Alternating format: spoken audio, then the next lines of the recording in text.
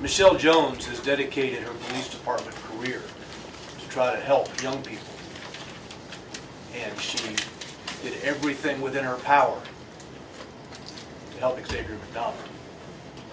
Unfortunately, he did not let her help him on Sunday. As far as the taser goes, if you all know how tasers operate, they emit a couple of prongs. Both prongs must make contact with an individual for the taser to be effective. Evidently, one prong may have been deflected by him, it may not have come out correctly, whatever the case may be. Apparently one of the prongs didn't make contact, so the taser was ineffective. As far as the weapon he was carrying, it's a .40 caliber Taurus. That weapon was recovered from the parking lot near the spot where he went down. As you all know, he was in an altercation with his mother about a week ago. During that altercation, a scuffle took place, and he was having a box of .40 caliber bullets in his pocket. 40 caliber bullets we suspect were for this particular weapon. There was one shell casing from that .40 caliber weapon found near the doorway that was recovered. That's not to say there weren't others that might have been kicked, but we have recovered one .40 caliber shell casing thus far. A preliminary autopsy was conducted earlier today on Xavier McDonald. The preliminary finding is that he was struck 3 to 4 times in the torso. The Jessica individual who set all this up was identified as Jerica Taylor. Jerica Taylor was actually one of the females inside the condo when the officers arrived yesterday. She was booked early this morning on a charge of aggravated robbery. It's very disconcerting to us all that Jerica Taylor did exactly the same thing in November of 2013, set up a guy to be robbed, and that individual was actually shot in the back. Jerica Taylor was convicted in juvenile court of aggravated robbery. Obviously, we know that she was out and about on yesterday and actually set up this robbery victim to come to this particular condominium complex. That's the narrative that we have at this point. I will turn it over now to Chief Anderson, unless you have specific questions on the narrative. So, was Donald in handcuffs? Is that where we heard it began? Yes, when the SRT officers ran up to him, he was handcuffed in the parking lot after he was down, obviously for officer protection. So after the officers fired at him? Yes. So he Yes. was still alive at that point? Well, understand, in the seconds after the gunfire, some officers were tending to Officer Downs, some officers went to tend to him. For their safety, he was handcuffed, them not knowing the extent of his wounds at that juncture.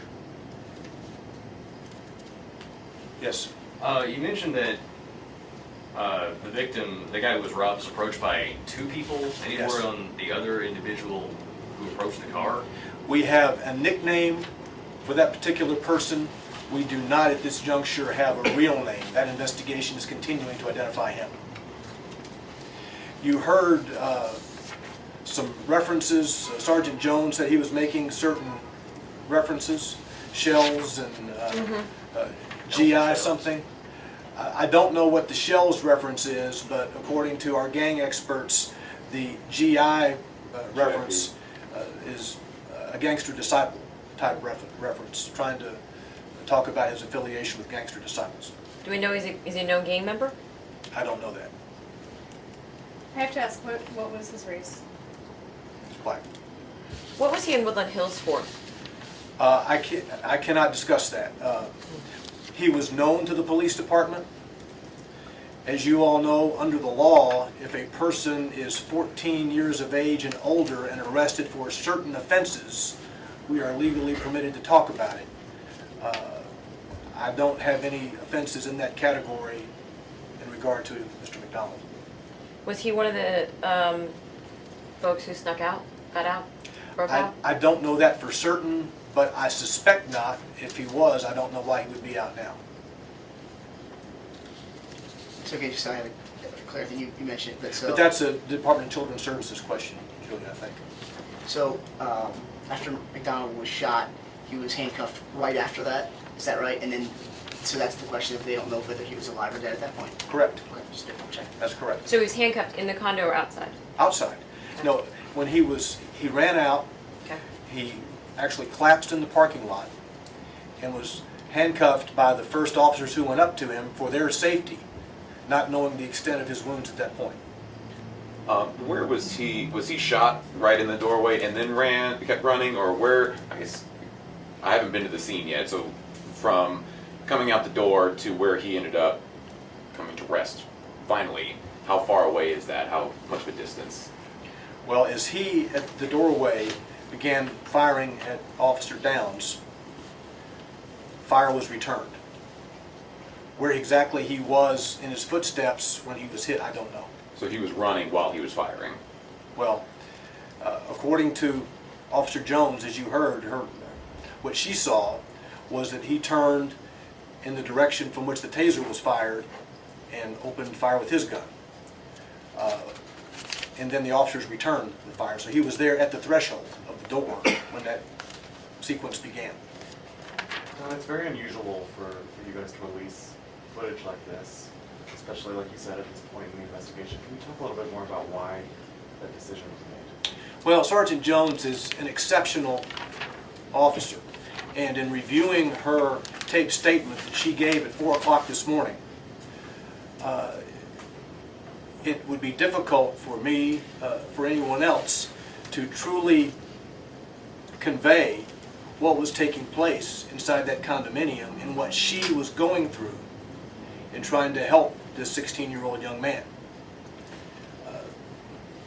Obviously, at one point, she thought that she was going to take him into custody when she started to pat him down and felt the gun, and then he retreated. You saw her slap her hands on the table. She was frustrated by that because she thought she had him. She's a very spiritual lady, and she has helped many a teenager in this community. And by seeing this 6-minute clip, you have an appreciation for what she was trying to do and what she was going through on Sunday afternoon, Sunday evening. Perhaps this is related, but this seems like it's a particularly tense time nationwide with police shootings. Are you worried about backlash at all, or like how are you kind of dealing with that? In this particular case, this needs to be set aside from anything else that occurred or is occurring in the country. The circumstances and the facts of this case are unique to this case. What you have here is a gunman who refused all efforts to bring him into custody, who refused continuous pleadings from Sergeant Jones to surrender, and a person who actually opened fire on a Metro police officer after the department attempted to take him into custody with less than lethal force with a taser.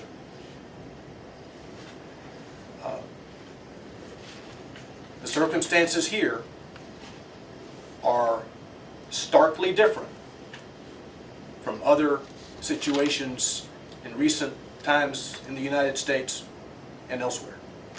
Is that why we're seeing more the video clip, things like that, just to lay that out clearly so everyone can see? Is that part of the reason why you showed us that? Well, part of the reason is for you to have an appreciation for what Sergeant Jones was going through. But we want everyone to have a full understanding of what took place on Sunday afternoon, Sunday evening.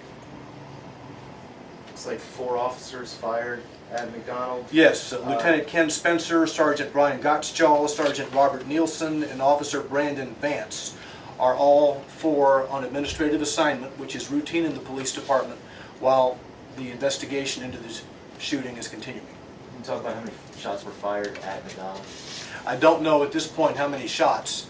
I know that Lieutenant Spencer and Sergeant Gottschall, who are SRT, Special Response Team officers, would have been armed with rifles Sergeant Nielsen and Officer Vance would have been armed with pistols. Rifles, AR-15, what kind of rifles are we talking about? On that platform, on that type of platform. If something does happen, I just got back from Ferguson, I spent a week up there covering that. If something does happen here in Nashville, will Metro Police, will y'all be ready? Well, as you have seen over the past couple of weeks, the police department has been prepared to assist persons in peacefully speaking their mind. I think that everyone needs to step back and look at the specific facts of this case. What happened here? What happened here is starkly different from what happened in Missouri and what happened in New York.